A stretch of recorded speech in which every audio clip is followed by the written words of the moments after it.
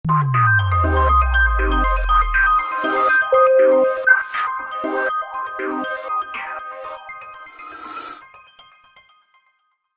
देखते हैं हम एनसीईआरटी की एक्सरसाइज 1.2 और 1.2 में हमें क्वेश्चन मिलेंगे समुच्चयों के प्रकार, टाइप्स ऑफ सेट्स।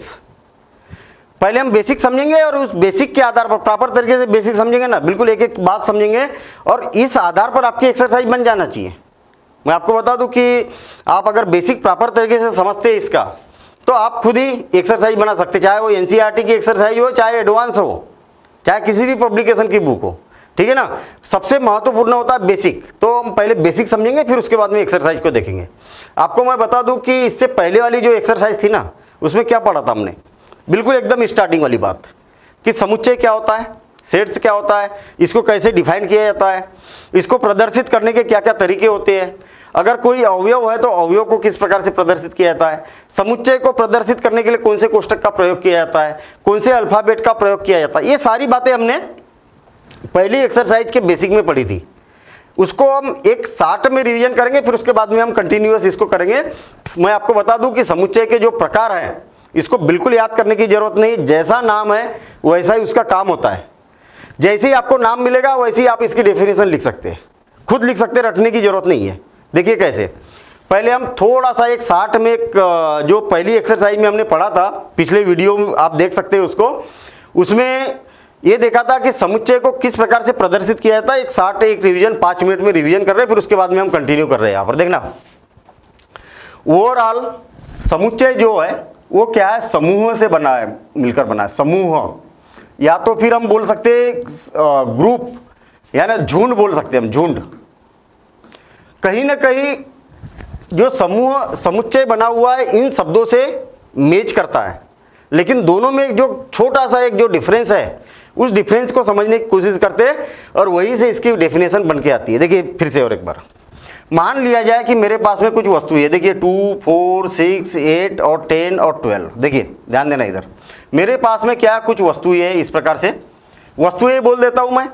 इस वस्तु का नाम 2 है, इसका 4 है, इसका 6 है, इसका 8 है, इसका 10 है और इसका 12 है। इस प्रकार की कुछ वस्तु है हमारे पास। मुझे एक बात बताइए कि इतना देखने के बाद में आपके दिमाग में क्या फीलिंग आ रही है, किस प्रकार की वस्तु है, किस प्रकार की वस्तु दिखाई दे रही है। तो आप बोलेंगे कि सर ये तो सम संख्याएं दिखाई दे रही है कुछ, है ना।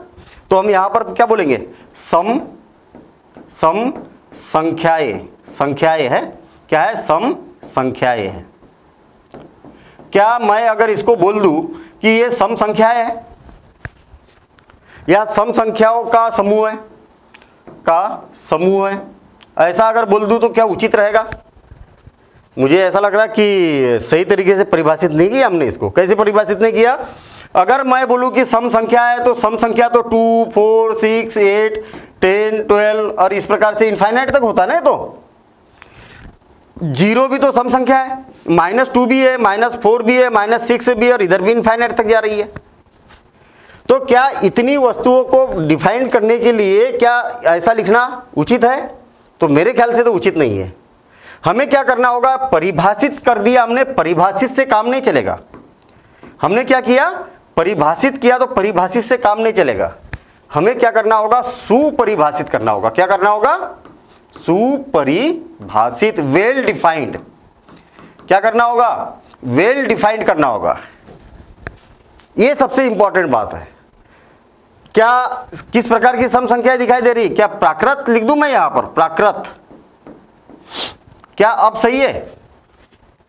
प्राकृत का मतलब क्या होता है, प्राकृत संख्या क्या होती है, ये 1 से लेके 1, 2, 3, 4, 5 इनफाइनाइट तक होती है। तो उनमें से सम संख्या है।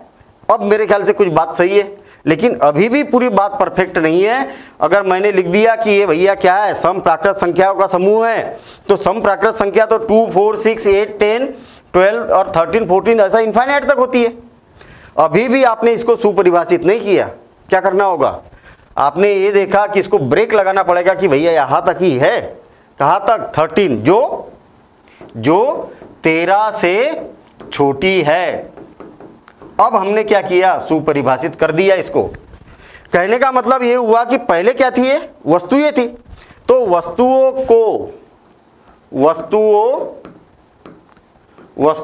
के सुपरिभाषित ये क्या था, हमारे पास में एक समूह था। क्या था, समूह या झुंड था। समूह, वस्तुओं के सुपरिभाषित समूह को क्या बोला जाता है, समुच्चय कहा जाता है। समुच्चय कहा जाता है या कहते हैं। देखिए ना, परिभाषा बन गई, डेफिनेशन बन गई इसके समुच्चय की।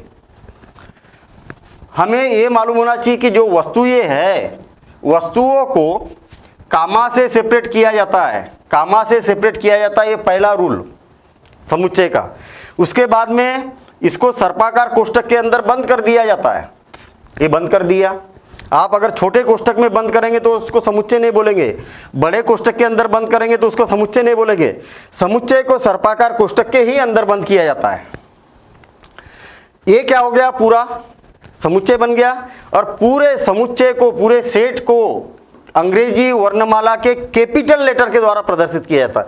चाहे ए से करिए, चाहे बी से करिए, चाहे सी हो, चाहे एक्स हो, चाहे वाई हो, चाहे जेड हो, चाहे पी हो, चाहे क्यू हो, कोई भी अक्षर यूज कर सकते हैं आप अंग्रेजी वर्णमाला का, लेकिन कैपिटल लेटर के द्वारा इसको प्रदर्शित किया जाता है। ये बातें हमने देखी थी।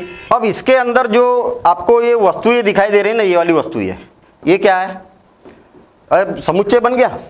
अब समुच्चय के ये क्या कहलाते हैं, अवयव कहलाते हैं। क्या कहलाते हैं, अवयव, या इसको सदस्य भी बोला जाता है। क्या बोला जाता है, सदस्य। सदस्य, या इंग्लिश में बोलेंगे तो इसको एलिमेंट्स या मेंबर्स भी बोल सकते हैं। एलिमेंट्स या मेंबर्स भी इसको बोला जाता है। मेंबर्स, ठीक है ना। अब इंपॉर्टेंट बात कि भाई ये क्या है, 2 एक मेंबर है, 4 मेंबर है, 6 मेंबर है। जैसे अगर मान लिया जाए कि ये क्या है, एक फैमिली है, तो फैमिली में क्या होते हैं, मेंबर या सदस्य होते हैं कि नहीं। सेम इसी प्रकार से हम समझ सकते हैं कि क्या है, इस समुच्चय के क्या है, सदस्य कहलाते हैं। अच्छा, इन सदस्यों को अगर प्रदर्शित करना है तो अंग्रेजी वर्णमाला के छोटे स्मॉल लेटर के द्वारा इसको प्रदर्शित किया जाता है। A B C D E F, ये सारी बातें हमने पिछले बार सीखी है, लेकिन हम फिर से इसको एक बार रिवाइज इसलिए कर रहे हैं क्योंकि इसी से संबंधित है। क्योंकि प्रकार तभी समझ में आएगा जब आपको एक बेस पता चले। तो केवल इतनी बातें समझ में आई आपको कि जो सदस्य है इसके बीच में कामा लगाया जाता है, इसको सर्पाकार कोष्ठक के अंदर बंद कर दिया जाता है, इसको अंग्रेजी वर्णमाला के कैपिटल लेटर के द्वारा प्रदर्शित किया जाता है। ये क्या होते हैं, इसके अवयव होते हैं। और इसको क्या है, अंग्रेजी वर्णमाला के छोटे अक्षरों के द्वारा प्रदर्शित किया जाता है। अच्छा, और एक महत्वपूर्ण बात क्या थी कि इस समुच्चय के अंदर एक समान अवयव को 2 बार नहीं लिखा जाता। जैसे अगर मान लिया जाए कि आपके पास में और कोई एलिमेंट्स है, और कौन है, 6 है और 4 है। देखिए 6 और 4 तो पहले लिख चुके हैं ना। अब और अगर रिपीट हो रहा है तो उसको 2 बार नहीं लिखा जाता है, उसको केवल एक ही बार लिखा जाता है। ठीक है ना, एक ही बार लिखा जाता है। इतनी बातें हमने पिछले बार समझी है।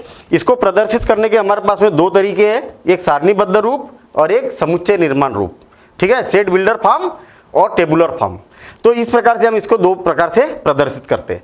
अब देखते हैं हम इसके आगे, ये वाली बन जाएगी इसकी डेफिनेशन है, वस्तुओं के सुपरिभाषित समूह को क्या बोला जाता है, समुच्चय बोला जाता है। अगर इसकी डेफिनेशन अगर पूछी जाए तो इस प्रकार से आप लिख सकते हैं। चलिए अब देखते हैं हम समुच्चयों के प्रकार। समुच्चयों के प्रकार, जैसा नाम वैसा ही इसका क्या मिलेगा, आपको काम मिलेगा। देखिए सबसे पहले रिक्त समुच्चय यानी कि इम्प्टी समुच्चय। रिक्त समुच्चय क्या है भाई, आपके पास में जो समुच्चय होता है, समुच्चय के अवयव को कहाँ लिखते हैं आप, इस ब्रैकेट के अंदर लिखते कि नहीं। सपोज करें कि आपके पास में 2 अवयव है, ए और बी है, और कोई समुच्चय आपके पास में x = इतना है। रिक्त क्या होगा, अभी इसके अंदर कितने अवयव है, तो आप बोलेंगे कि 2 अवयव है। रिक्त का मतलब क्या होगा, मान लिया जाए कि आपके पास में ऐसा कोई समुच्चय है जिसके अंदर एक भी अवयव नहीं है, इसको क्या बोला जाएगा, रिक्त समुच्चय बोला जाएगा। तो डेफिनेशन कितनी आसान हो गई, ऐसा समुच्चय जिसके अंदर एक भी अवयव नहीं है, कोई भी अवयव नहीं है, उसको क्या बोला जाएगा, रिक्त समुच्चय बोला जाएगा। और रिक्त समुच्चय को प्रदर्शित कैसे किया जाता है, इस प्रकार से आप प्रदर्शित कर सकते हैं। एक सर्पाकार कोष्ठक लगा देंगे, उसको खाली छोड़ देंगे। अच्छा, इसको आप ऐसा भी प्रदर्शित कर सकते हैं। देखिए सर्पाकार कोष्ठक लगाने की जरूरत नहीं है। ये क्या है, फाई, ग्रीक वर्ड है, साई फाई काई, ये सारे ग्रीक वर्ड होते हैं। ग्रीक वर्ड अगर हम फाई लिख देंगे ना, तो फाई का मतलब होगा कि इसके अंदर एक भी अवयव नहीं है, यानी कि ये क्या है, रिक्त समुच्चय है। बात समझ में आई, देखना फिर से और एक बार।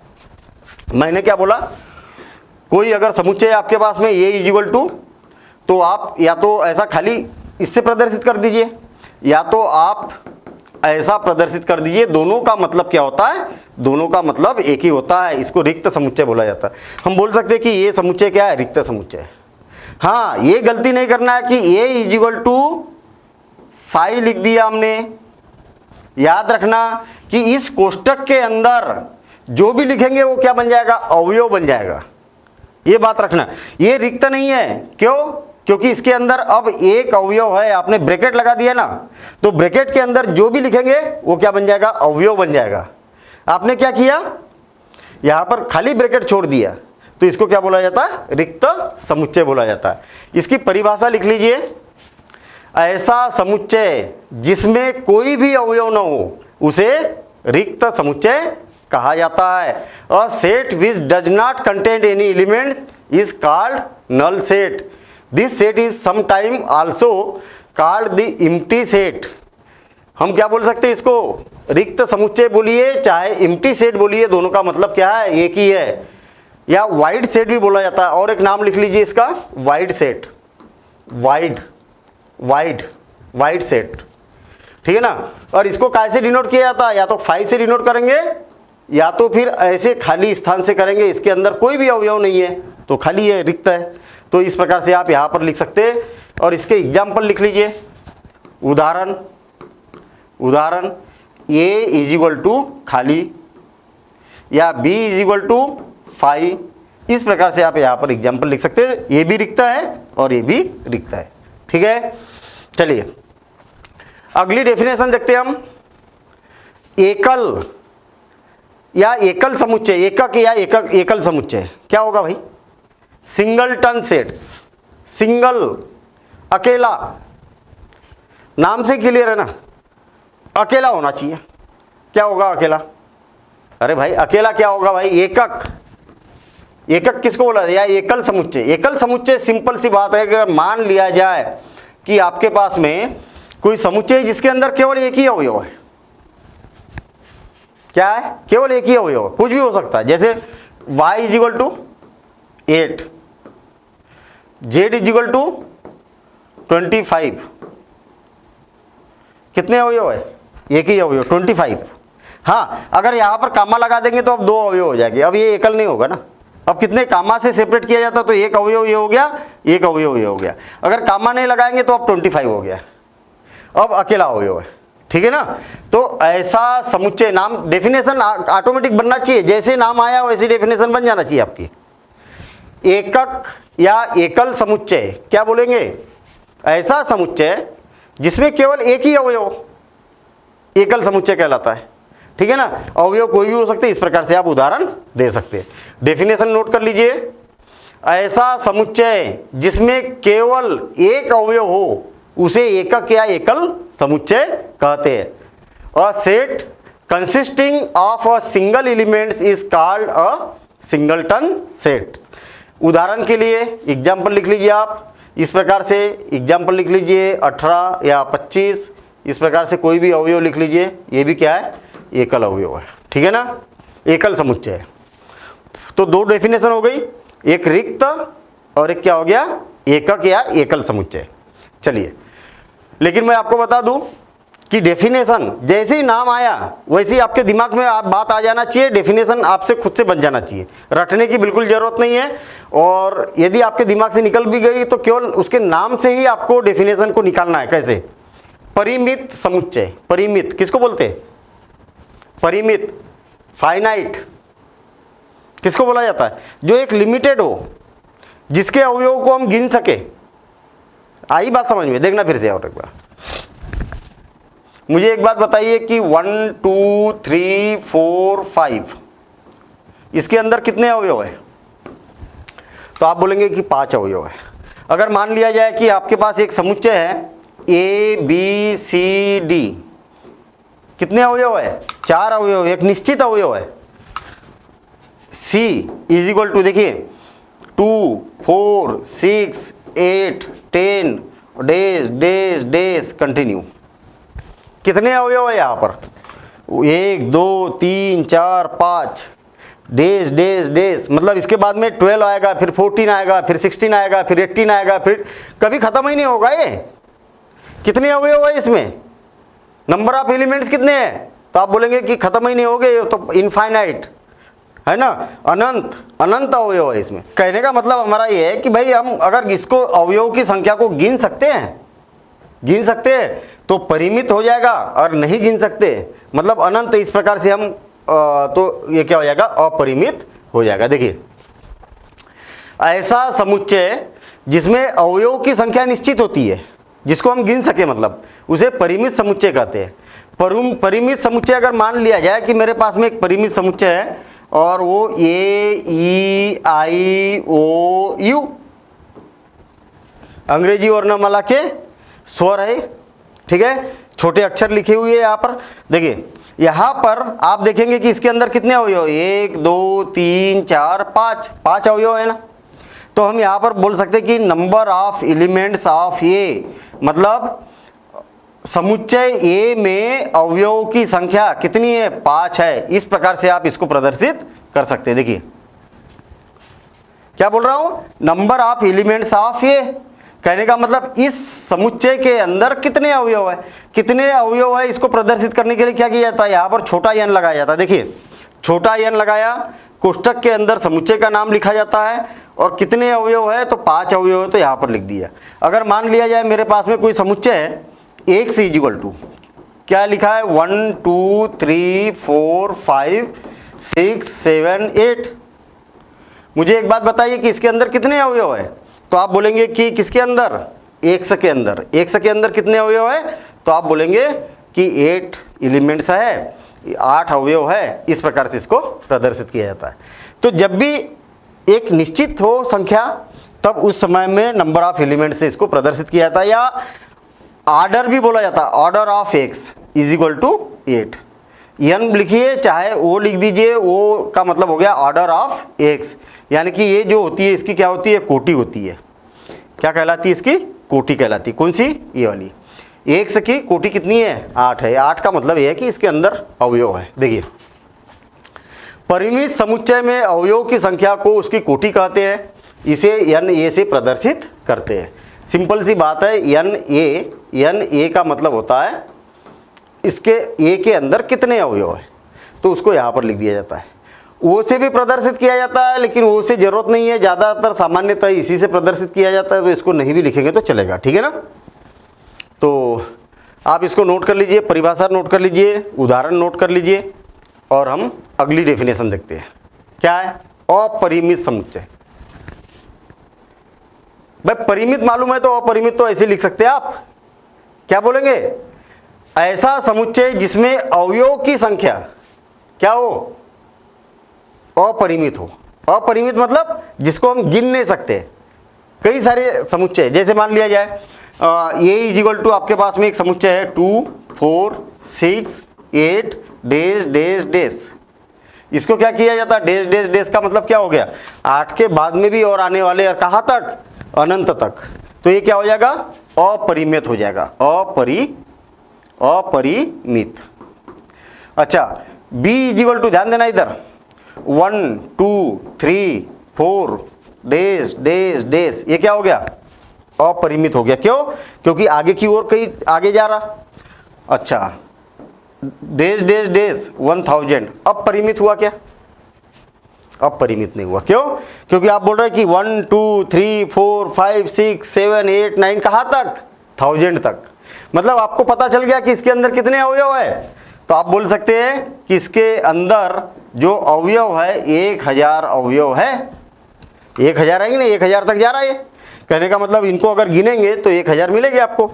आप यहाँ पर बोल सकते कि N A is equal to कितने हैं, पता नहीं, एन ए में कितने अवयव है नहीं मालूम, तो ये वाला क्या हो जाएगा, परिमित हो जाएगा। ये याद रखना, डेज डेज लगाने से ही अपरिमित नहीं हो जाता। आपको देखना है कि इसमें अवयव की संख्या परिमित है या अपरिमित है, ठीक है ना। ये 1000 तक गया है, मतलब आपको मालूम है कि 1000 पर ये रुक जाएगा, इसके आगे नहीं जाएगा, ठीक है।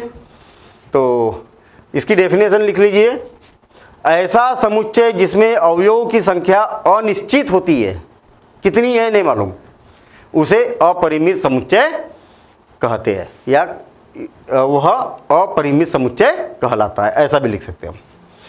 चलिए नोट कर लीजिए इसकी परिभाषा।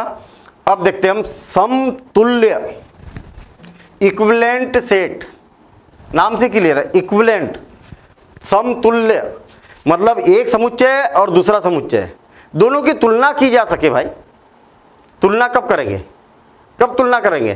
कभी भी दो वस्तुओं की तुलना कब की जाती है? जब दोनों लगभग समान होती है ना, तब तो तुलना करेंगे ना।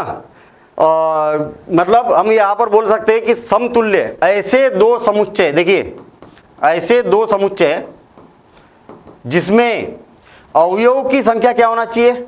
बराबर होना चाहिए, तब तो तुलना कर पाएंगे। जैसे मान लिया जाए 2, 4, 6, 8 और 10, कितने अवयव? 1, 2, 3, 4, 5, ए बी सी डी और ई, कितने अवयव है? इसमें भी 5 अवयव है। कहने का मतलब समतुल्य कब हो गए? समुच्चय ए में अवयवों की संख्या और समुच्चय बी में अवयवों की संख्या दोनों क्या होना चाहिए? बराबर होना चाहिए। परिभाषा बनते जा रही ना। मुझे भाई यहां पर जैसे ही नाम मिला समतुल्य, यानी कि बराबर बराबर अवयव, तुलना कर सके हम, समतुल्य। समतुल्य की परिभाषा क्या देंगे? ऐसे दो समुच्चय ए और बी है, मान लिया जाए, इनमें अवयवों की संख्या अगर बराबर है तो दोनों समुच्चय क्या कहलाएंगे? एक दूसरे के समतुल्य समुच्चय कहलाएंगे। क्लियर? तो इसकी डेफिनेशन नोट कर लीजिए। दो परिमित समुच्चय ए तथा बी समतुल्य होंगे यदि उनकी कोटियां क्या हो? समान हो, मतलब अवयवों की संख्या क्या हो? समान हो, यानी इक्वल टू एन बी। तो इस प्रकार से आप यहाँ पर समतुल्य का एक एग्जाम्पल लिख सकते हैं। ठीक है, तुलना की जा सके। देखिए इसमें भी 4 अवयव है, इसमें भी 4 अवयव है, तो ये क्या हो जाएंगे? दोनों समतुल्य हो जाएंगे। देखिए समतुल्य और समान, समान किसको बोलते हैं? भाई पहले तो तुलना कर रहे थे हम, एक समुच्चय की और दूसरे समुच्चय की तुलना कर रहे थे। अब क्या बोला? समान, यानी कि एग्जैक्ट बराबर होना चाहिए भैया, तुलना से काम नहीं चलेगा, बराबर होना चाहिए, समान होना चाहिए, इक्वल होना चाहिए। देखिए अगर मान लिया जाए मेरे पास में एक समुच्चय है ये 2, 6, 4, 8 और b इक्वल टू है 2, 4, 6 और 8, दोनों क्या बराबर है? क्या कैसे बराबर? इससे काम नहीं चलेगा कि N A is equal to N B. ऐसा जब होता है तो ये समतुल्य बोलते हैं, ये याद रखना। इसको क्या बोला जाता है? समतुल्य। मतलब इसमें अवयवों की संख्या ए में और बी में अवयवों की संख्या अगर बराबर है तो समतुल्य। लेकिन समान बोला है ना, तो ए के अंदर जो जो अवयव है वो बी के अंदर होना चाहिए। देखिए 2 है, 4 भी है, 6 भी है, 8 भी है। आई बात समझिए? ऐसे अवयव जो ए के अंदर है वो अवयव बी में भी होना चाहिए, और जो अवयव बी में है वो सारे अवयव ए में भी होना चाहिए। तो दोनों क्या हो जाएंगे? समान हो जाएंगे। तो इस स्थिति में ए बराबर से बी, क्योंकि समुच्चय ए और बी क्या है? दोनों बराबर है। जैसा नाम वैसे ही काम, बराबर यानी कि इसमें अवयव की दो समुच्चय ए और बी समान समुच्चय कहलाते हैं जब ए के समस्त अवयव बी में हो और बी के भी समस्त अवयव ए में हो। ऐसा नहीं होना चाहिए कि ए के समस्त अवयव बी में। जैसे मान लिया जाए ए इज इक्वल टू या एक से इक्वल टू, देखिए एक से equal to A B C D और Y is equal to A B C D E. देखिए एक सके तो सभी अवयव इसमें है, ए बी सी डी है ना इसमें, लेकिन y के समस्त अवयव इसमें नहीं है। देखिए इसमें ई है लेकिन ये ई इसमें नहीं है, तो ये दोनों समान समुच्चय नहीं होंगे। आई बात समझ में? मतलब ए के भी अवयव बी में होना चाहिए और बी के भी अवयव ए में होना चाहिए। देखिए क्या बोला है? समान समुच्चय का मतलब क्या होगा कि ऐसे समुच्चय, देखिए दो समुच्चय ए और बी समान समुच्चय कहलाते यदि और केवल यदि ए के समस्त अवयव काय में होना चाहिए? बी में होना चाहिए, और बी का भी प्रत्येक अवयव ए में होना चाहिए। देखिए इसको दूसरे तरीके से भी लिख सकते हैं हम देखिए x is belongs to A comma x is belongs to B. क्या मतलब है, कोई ऐसे अवयव जो ए के अंदर है वही सारे के सारे अवयव काय में होना चाहिए, बी में होना चाहिए, और ऐसे अवयव जो बी में है वही सारे के सारे अवयव ए में होना चाहिए। तो इस प्रकार से भी आप इसको लिख सकते हैं, ये एरो लगाने की जरूरत नहीं है। तो इस प्रकार से आप यहाँ पर लिख सकते हैं कि x is belongs to A और x is belongs to B. Example लिख लीजिए, और मेरे ख्याल से यहाँ तक बिल्कुल सिंपल है। हमने क्या क्या पढ़ा, एक तो रिक्त समुच्चय पढ़ा, रिक्त समुच्चय बिल्कुल सिंपल है। खाली समुच्चय, ऐसा समुच्चय जिसके अंदर एक भी अवयव न हो, इसको ऐसा या इससे प्रदर्शित किया जाता है। एकल पढ़ा हमने, या एकक, एकक या एकल, एकल एकल समुच्चय, ऐसा समुच्चय जिसमें केवल एक अवयव हो। एक का मतलब केवल एक का मतलब केवल एक अवयव हो, ठीक है ना। इसके अलावा हमने देखा परिमित, परिमित परिमित समुच्चय किसको बोला जाता है, ऐसा समुच्चय जिसमें अवयवों की संख्या क्या हो, गिन सके हम, उसको परिमित समुच्चय बोलेंगे। या एक अवयवों की संख्या क्या हो, एक निश्चित हो, परिमित। अपरिमित, अपरिमित ऐसा समुच्चय जिसमें अवयवों की संख्या निश्चित न हो, उसको अपरिमित समुच्चय बोला जाएगा। इसके बाद में तुल्यता, तुल्यता या इक्विवेलेंट बोल सकते हैं हम इसको, ऐसा समुच्चय जिसमें अवयवों की संख्या क्या होना चाहिए, बराबर होना चाहिए। दो अगर समुच्चय है हमारे पास में और दोनों समुच्चय में अवयवों की संख्या क्या होना चाहिए, बराबर होना चाहिए, तो तुल्यता बोला जाएगा इसको। इसके बाद में क्या बोला, समान समुच्चय। समान, समान का मतलब ये है कि ए के समस्त अवयव बी में होना चाहिए और बी के भी समस्त अवयव काय में होना चाहिए, ए में होना चाहिए, तो समान समुच्चय कहलाएंगे। अगर दोनों में ए के और बी के अवयव एक जैसे नहीं है तो A is not equal to B बोला जाएगा कि असमान समुच्चय। इसके बाद में हमने ये देखा कि बस इतनी ही परिभाषा हमने यहाँ पर देखी, और इसी आधार पर अब देखेंगे हम प्रश्नावली। तो मेरे ख्याल से परिभाषा बिल्कुल सिंपल है, कोई ऐसा रटने की और उसकी ज़रूरत नहीं है। आप एक बार नोट कर लीजिए इसको प्रॉपर तरीके से और एक बार रिवाइज कर लीजिए, कुछ एग्जाम्पल अपने मन से बनाइए और डेफिनेशन क्लियर हो जाएगी। कोई भी परिभाषा एग्जाम में पूछी जाती है तो आप खुद इसकी परिभाषा बना सकते हैं उसके नाम के आधार पर, ठीक है ना। अब इस आधार पर हम देखते हैं इसकी प्रश्नावली।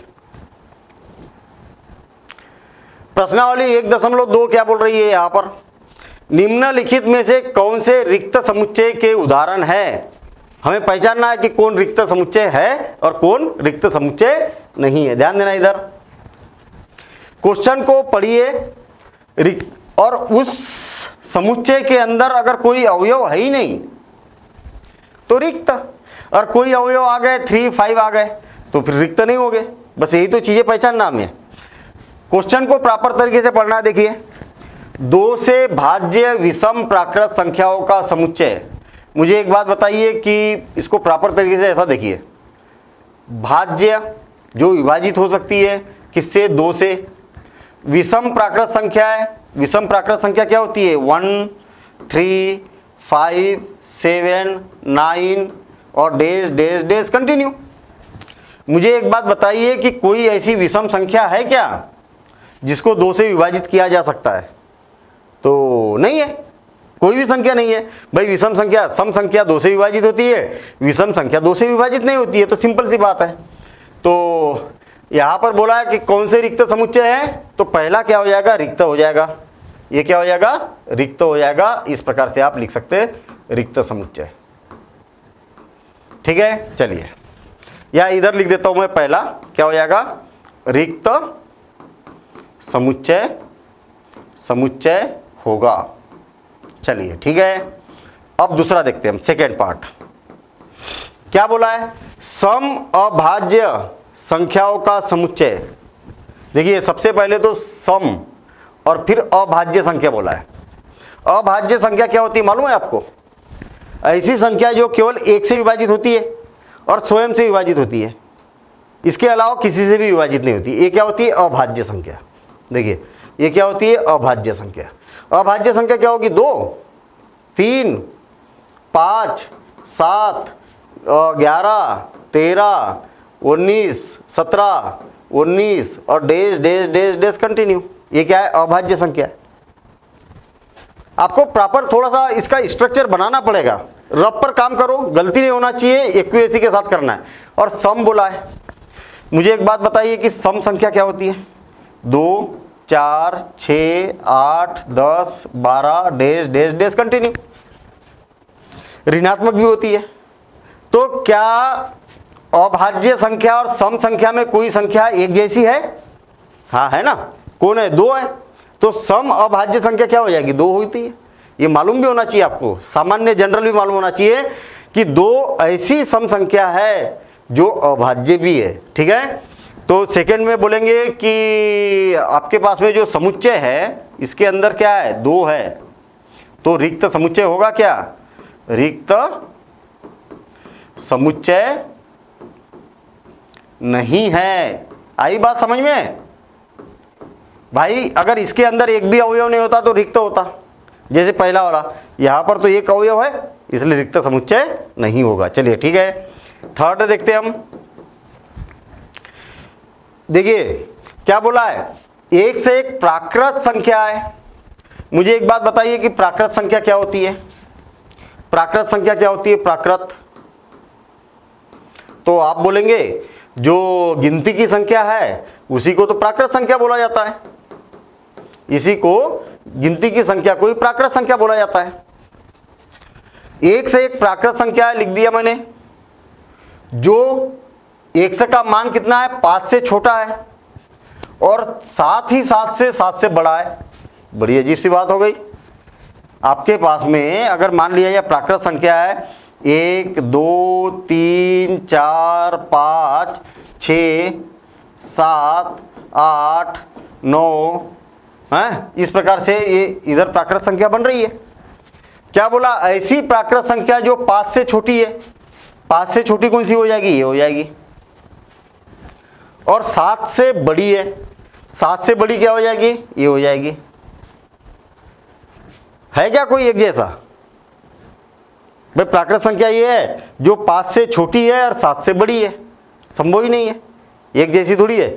और लगा है ना साथ ही साथ में, तो दोनों में कुछ उभयनिष्ठ है क्या? तो आप बोलेंगे कि नहीं है, तो ये क्या हो जाएगा? रिक्त हो जाएगा। क्या हो जाएगा? रिक्त समुच्चय हो जाएगा। रिक्त समुच्चय हो जाएगा। ठीक है ना। चलिए फोर्थ,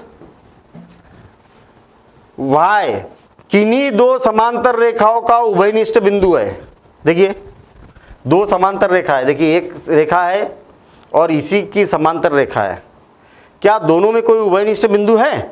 उभयनिष्ठ बिंदु का मतलब अगर मान लिया जाए मेरे पास ये रेखा होती है और ये रेखा होती है, तो दोनों का उभयनिष्ठ बिंदु ये है ना। ये वाला बिंदु ऐसा है कि इस रेखा के ऊपर भी है, इस रेखा के ऊपर भी है। लेकिन समांतर में तो ऐसा होता नहीं है।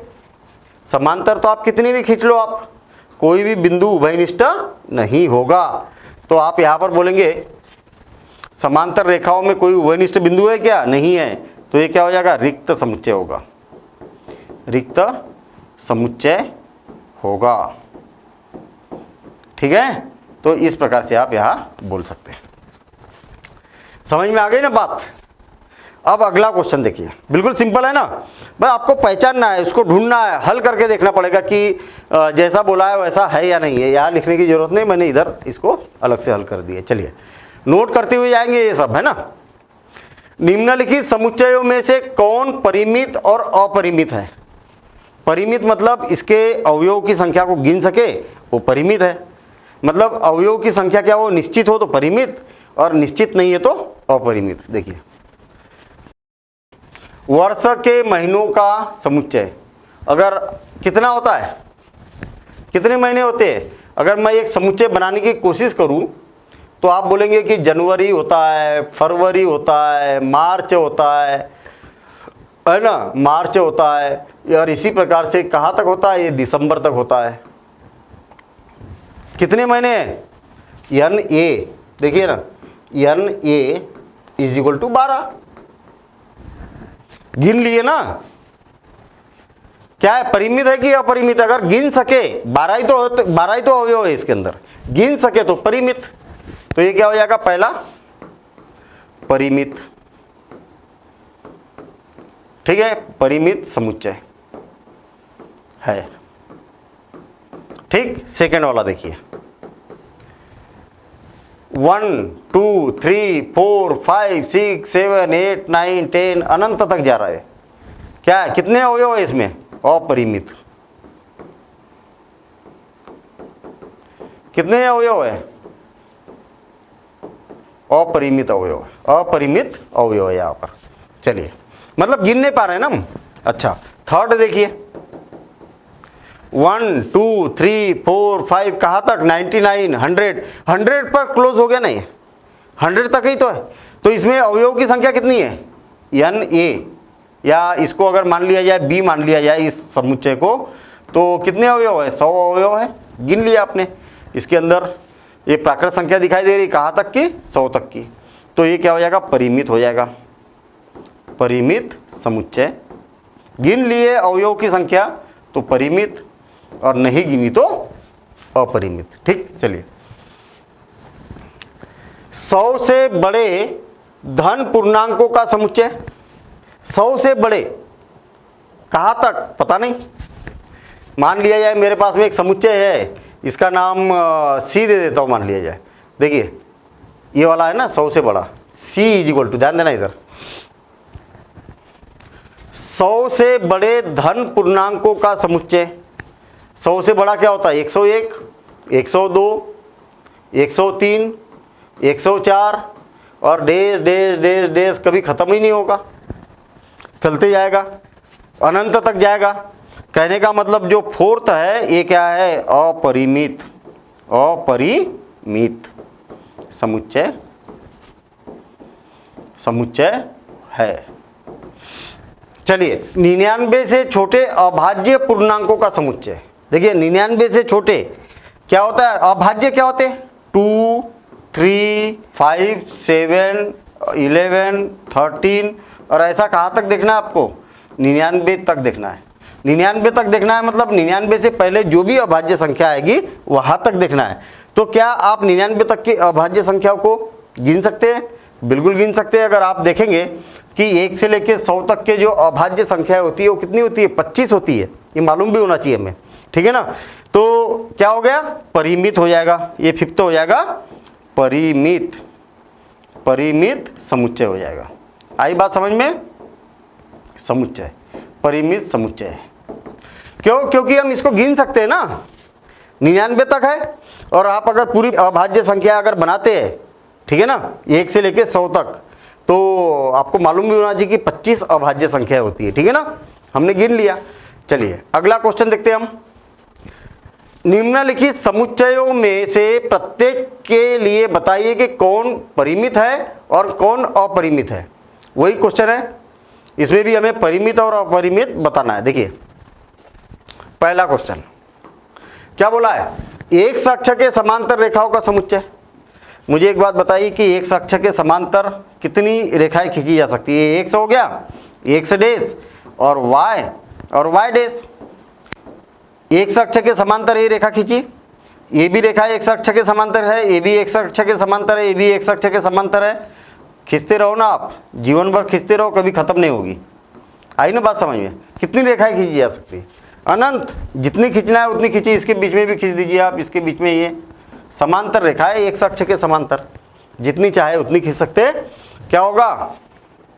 अपरिमित, अपरिमित समुच्चय, ठीक है। चलिए अंग्रेजी वर्णमाला के अक्षरों का समुच्चय। मुझे एक बात बताइए कि अंग्रेजी वर्णमाला में कितने अक्षर होते हैं? तो आप बोलेंगे कि 26 अक्षर होते हैं, गिन तो लिए ना। तो ये क्या हो जाएगा? परिमित हो जाएगा। सेकंड हो जाएगा परिमित, परिमित। चलिए परिमित समुच्चय। अच्छा, उन संख्याओं का समुच्चय जो 5 के गुणज है। 5 के गुणज कौन कौन है? 5 10 15 20 25 और डैश डैश डैश अनंत तक। कभी खत्म हो गए क्या? कभी खत्म नहीं हो गए। तो चलते रहेंगे ना, 5 5 5 5 जोड़ते जाओ, है ना। 25 30 35 40 और इस प्रकार से चलते जाएंगे। क्या होगा? अपरिमित, अपरिमित समुच्चय, ठीक है। चलिए ये थर्ड हो गया। सिंपल सी बात है कि अवयव को अगर हम गिन सकते कि भैया इसके अंदर कितने अवयव है तो परिमित, और नहीं गिन सकते तो अपरिमित। चलिए, पृथ्वी पर रहने वाले जानवरों का समुच्चय, ये बड़ा मजेदार क्वेश्चन है भैया। पृथ्वी पर रहने वाले जानवर कितने रहते हैं? तो आप बोलेंगे कि ये तो अनंत रहते हैं। अनंत थोड़े रहते हैं, एक निश्चित तो है ना भाई, आप नहीं गिन सकते। लेकिन अगर गिनना चाहे तो ऐसा नहीं है ना कि नहीं गिन सकते, है ना। पूरी दुनिया लग जाए कि भैया पृथ्वी पर जितने जानवर है उसको गिनना है, तो मतलब यानी कठिन है लेकिन असंभव नहीं है। तो ये कौन सी श्रेणी में आएगा? परिमित की श्रेणी में आएगा। ये बात याद रहे कि जानवरों को गिना तो जा सकता, पृथ्वी पर रहने वाले जानवरों का समुच्चय तो हम बोलेंगे परिमित है भैया, परिमित। ऐसा लग रहा कि अपरिमित होगा, परिमित समुच्चय। भाई कठिन है लेकिन गिना तो जा सकता है, तो चलिए ठीक है, परिमित हो गया।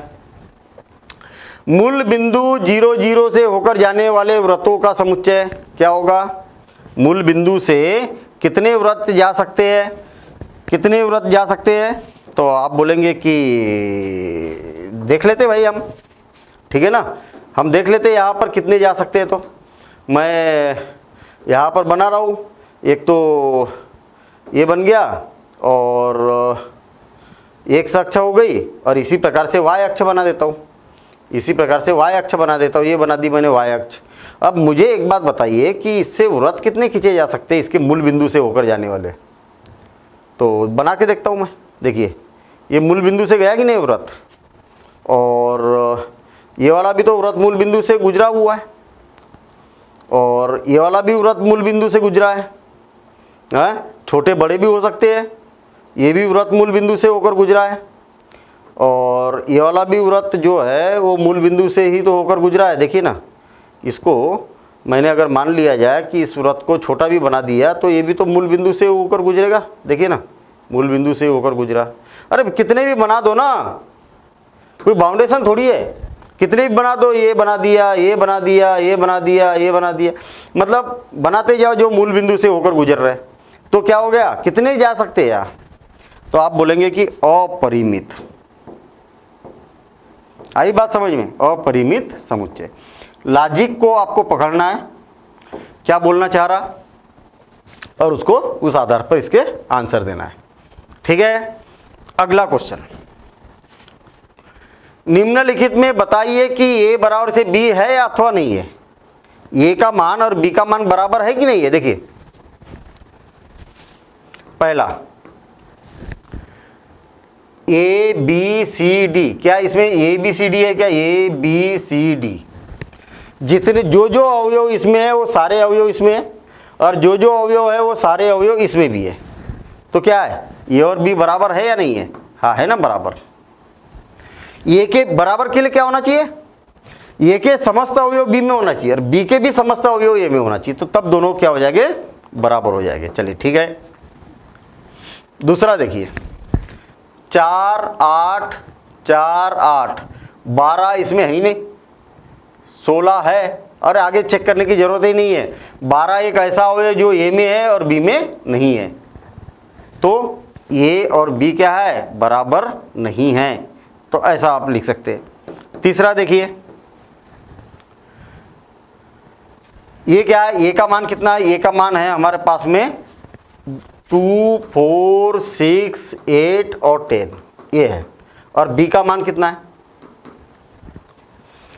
सम धन पूर्णांक 2 4 6 8, जो 10 के बराबर या 10 से छोटी है। कहाँ तक? 10 के बराबर या 10 से छोटी है। देखिए धनात्मक पूर्णांक जो 10 या 10 से छोटी है। देखिए दोनों में 2 है, दोनों में 4 है, दोनों में 6 है, दोनों में 8 है, दोनों में 10 है। इसके सारे अवयव इसमें है, इसके सारे अवयव इसमें है। इसका मतलब क्या हो जाएगा, A = B।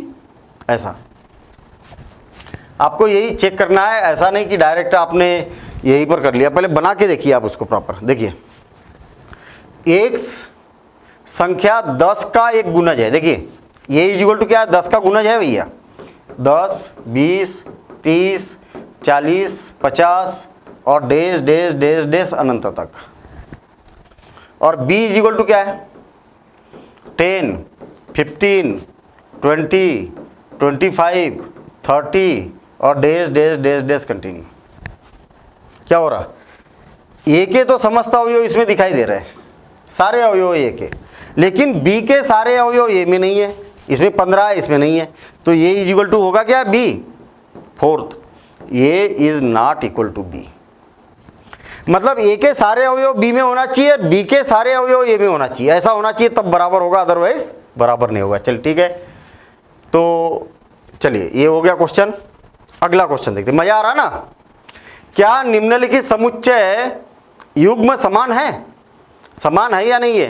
कारण सहित बताना है, कारण सहित बताना। देखना, पहला ए बराबर से कितना दिया हुआ है? 2 और 3 है, और b इज इक्वल टू कितना है? देखना, एक समीकरण का एक हल है। समीकरण क्या दिया है हमें पास? x² plus 5x plus 6 is equal to 0, वर्ग समीकरण दिया है। अब x का मान कितना है? हल करके देख लेते। x² plus 2x plus 3x plus 6 is equal to 0। हमने क्या किया? इसको ब्रेक कर दिया, गुणनखंड विधि। x कॉमन निकला तो x प्लस 2 और 3 कॉमन निकला तो x plus 2 is equal to 0। फिर x प्लस 2 कॉमन निकलेगा तो क्या हो जाएगा? x plus 3 is equal to 0। तो x इज इक्वल टू क्या हो जाएगा? -2 और -3। मतलब आप यहाँ पर बोल सकते हैं कि x b is equal to -2 और -3 है। क्या दोनों बराबर है? हम यहाँ पर बोल सकते हैं कि a बराबर नहीं है b के, यहाँ a बराबर नहीं है b के, क्योंकि 2 a का अवयव है, किंतु 2 is not belongs to b। भाई 2 जो है वो a में तो है लेकिन b में नहीं ना। ऐसे 3 भी है, a में है लेकिन b में नहीं है, इसलिए दोनों बराबर नहीं होगी। एक कोई भी कारण दे देना हमें। चलिए सेकेंड, a का मतलब क्या है? ये देखिए, a का मतलब क्या है? a का मतलब है हमारे पास में फॉलो शब्द, फॉलो, FOLLOW। देखिए F आ गया, लिख दिया मैंने, O आ गया, ये लिख दिया, L आ गया, ये लिख दिया, और एक L आया, लिख दिया, O आया, लिख दिया, W आया, ये लिख दिया। क्या ये में इतने अवयव? क्या देखिए क्या बोला है? शब्द फॉलो का एक अक्षर है, फॉलो में जो जो अक्षर है वो सारे लिख दिए मैंने। क्या मैंने समुच्चय सही बनाया? नहीं बनाया। क्योंकि आपको मालूम होना चाहिए कि कोई शब्द अगर एक बार आ चुका है, देखिए ना, जो अक्षर है, अक्षर अगर एक बार आ गया, क्या हो गया? यल एक बार आ गया तो अब डबल नहीं आएगा, वो एक बार आ गया तो डबल नहीं आएगा, तो केवल क्या होगा? W आएगा। आई बात समझ में? समुच्चय में एक अवयव को 2 बार नहीं लिखा जा सकता, तो यल को क्यों 2 बार लिखेंगे? ओ को क्यों 2 बार लिखेंगे? नहीं लिखेंगे। तो ये में तो इतने अवयव है। बी में क्या हो जाएगा? W O L F। अब आप देखिए कि F इसमें भी है, इसमें भी है, वो इसमें भी है, इसमें भी है, L इसमें भी है, इसमें भी है, W इसमें भी है, इसमें भी है। यहाँ पर क्या हो रहा है? यहाँ A इज इक्वल टू क्या हो रहा? FOLW है ना, FOLW है। और तथा B इज इक्वल टू क्या हो जाएगा? WOLF। ये हो गया। क्या आप A के समस्त अवयव B में है और B के भी समस्त अवयव A में है? हम यहाँ पर बोल सकते हैं कि X is belongs to A तथा X is belongs to B। कहने का मतलब ऐसे अवयव जो A के अंदर है और वही अवयव क्या है? B के अंदर भी है, या B के अंदर जो अवयव है वही अवयव A के अंदर है। अतः A is equal to B होगा। ऐसा आप कारण यहाँ दे सकते। ये थोड़ी सी अटपटी सी बात लग रही होगी कि X is belongs to A तथा X is belongs to B। ये क्या लिख दिया भाई? ये X तो है ही नहीं ना इसमें। ये प्रदर्शित करता है कि X है ना, जो जो अवयव मान लिया जाए कि ये जो अवयव है उसको एक से मान लिया, तो वो अवयव काय में है, ए में है, और सेम वही के वही अवयव बी में भी है। तो इसको हम गणितीय भाषा में ऐसा प्रदर्शित करते हैं। तो ये बात मालूम होना चाहिए। चलिए एक्सरसाइज का लास्ट क्वेश्चन है हमारे पास में। नीचे दिए हुए समुच्चयों में से समान समुच्चयों का चयन कीजिए। समान कौन से है तो चेक करना पड़ेगा हमें। आंसर देखिए इसका सॉल्यूशन। ए के अंदर 2, 4, 8, 12 है। 2, 4, 8, 12 है क्या? किसमें? इसमें भी नहीं है पूरे के पूरे। 2, 4, 8, 2, 4, 8, 12 इसमें भी नहीं, इसमें भी नहीं, इसमें भी नहीं है, इसमें भी नहीं है। मतलब ए के बराबर तो कोई नहीं है। 1, 2, 3, 4 है क्या? 1, 2, 3, 4 हाँ है ना। बी में और डी में बराबर है, तो बी इज इक्वल टू क्या हो जाएगा? डी हो जाएगा। देखिए ना 1, 2, 3, 4, 1, 2, 3, 4 मतलब बी के समस्त अवयव डी में है और डी के समस्त अवयव बी में है। अच्छा चलिए ठीक है। 4, 8, 12, 14 है क्या कहीं पर? नहीं है। चलिए ये भी खत्म हो गया, इसको तो चेक कर लिया हमने। ई में देखिए -1 और 1, -1 और 1 है क्या कहीं पर? हाँ है ना, -1 और 1 है, यानी कि ई इज इक्वल टू क्या है? जी है। ई इज इक्वल टू जी है। चलिए ठीक है, ये भी हो गया। H 0, 1, 0 ये है वहाँ पर, तो दोनों बराबर है क्या? नहीं है। तो हमारे पास में जो समान समुच्चय है वो B और D बराबर है और E और G बराबर है। तो इस प्रकार से हम इसको लिख सकते हैं। एक बार इसकी प्रैक्टिस करिएगा, और कोई बात अगर समझ में नहीं आई तो इसका बेसिक देखिएगा। ऐसा हो ही नहीं सकता कि बेसिक आपने देखा और उसके बाद में एक्सरसाइज का कोई क्वेश्चन नहीं बन रहा, और जो नहीं बन रहा तो क्वेश्चन आपके पास में है। इसको एक बार देख लीजिए, और प्रैक्टिस जरूरी है। जब तक प्रैक्टिस नहीं करेंगे तब तक काम नहीं होगा। तो अब देखेंगे हम अगली प्रश्नावली, और उससे पहले हम उसका बेसिक समझते हैं, फिर उसके बाद एक्सरसाइज के क्वेश्चन को सॉल्व करते हैं।